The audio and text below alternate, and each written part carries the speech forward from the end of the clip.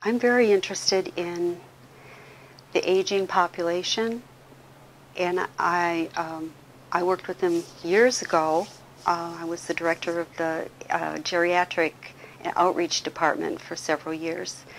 I wrote my dissertation about working with the caregivers of dementia family members.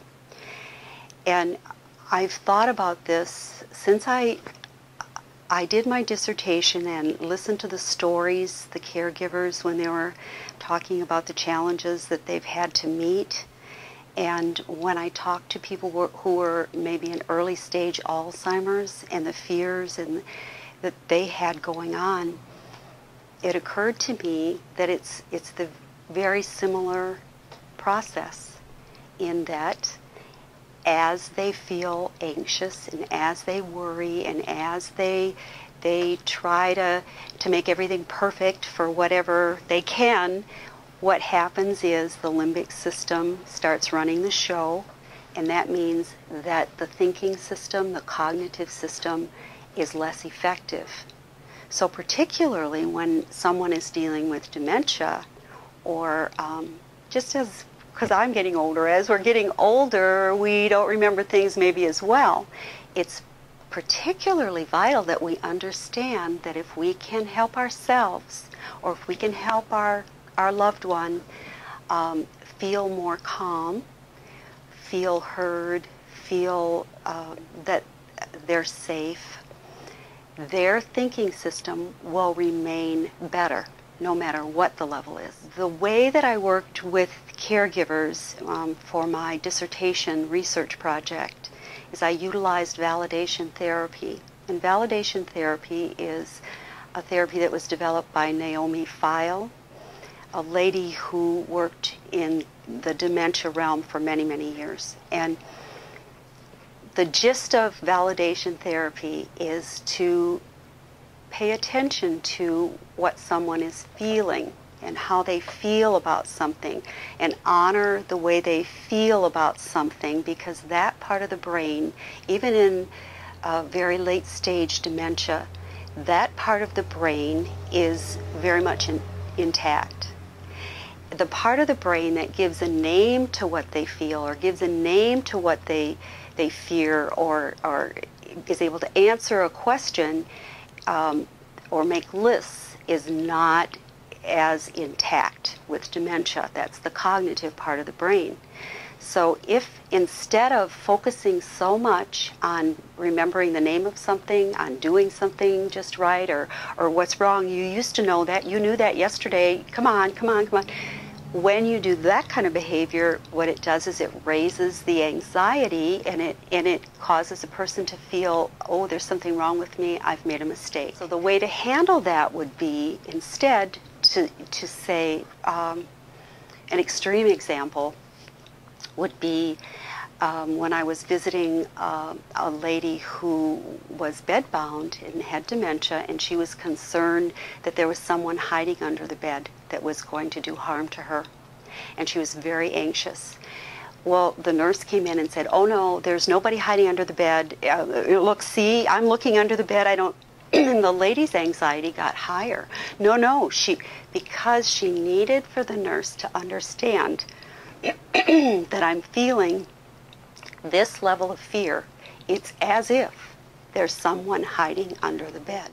So when I then perceived what was going on, I kind of took over, and I calmly and quietly looked at the woman and looked in her eyes, and I said, that must be terrifying, to think that somebody might be hiding under your bed.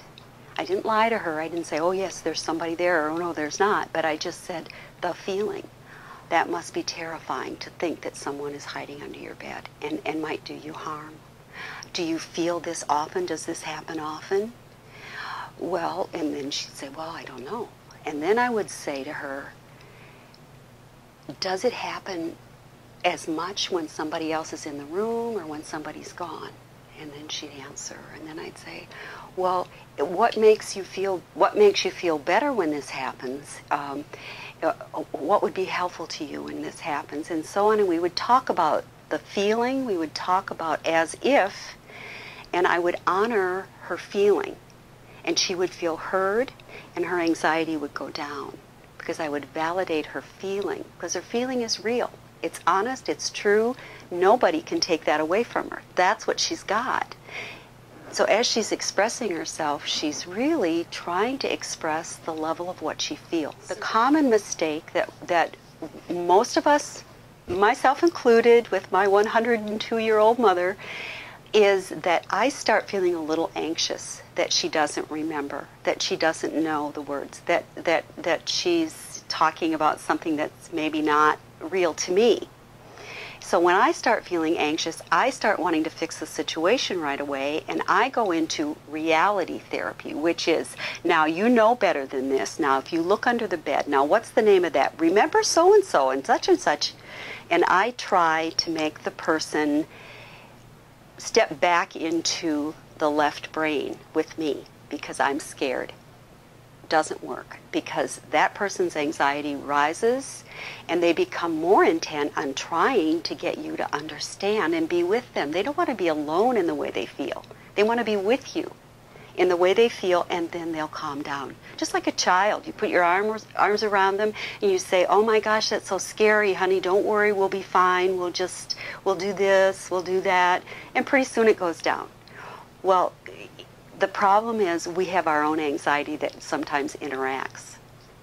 So as we calm ourselves down, and as we realize that we don't have to have the right names for things, Mom doesn't have to know that I'm her daughter. Sometimes that's how serious it gets. But what she does know is she knows the level of care that I represent. She knows how close I am to her emotionally. She knows I'm family. She knows she can't remember my name, maybe.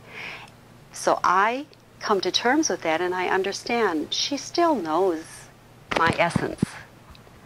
And I honor the way she feels. My mother-in-law had Alzheimer's for 10 years before she passed, and we were out visiting her in California one time. We were all in the swimming pool, and she was so happy, happy, happy that we were all there, and we were swimming, and it was a beautiful day.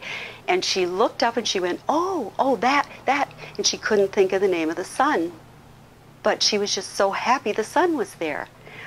And I looked at her and I thought, she's so happy because the sun is out and we're here in the pool. So I said, oh, isn't it wonderful? Isn't it just wonderful that we're all here and the sun's out and whatever else? And she felt my joy, and she felt that I was matching her emotion, and that I wasn't looking down on her. I wasn't trying to make her behave differently, but I was joining in her joy. And it was a great experience I'll never forget.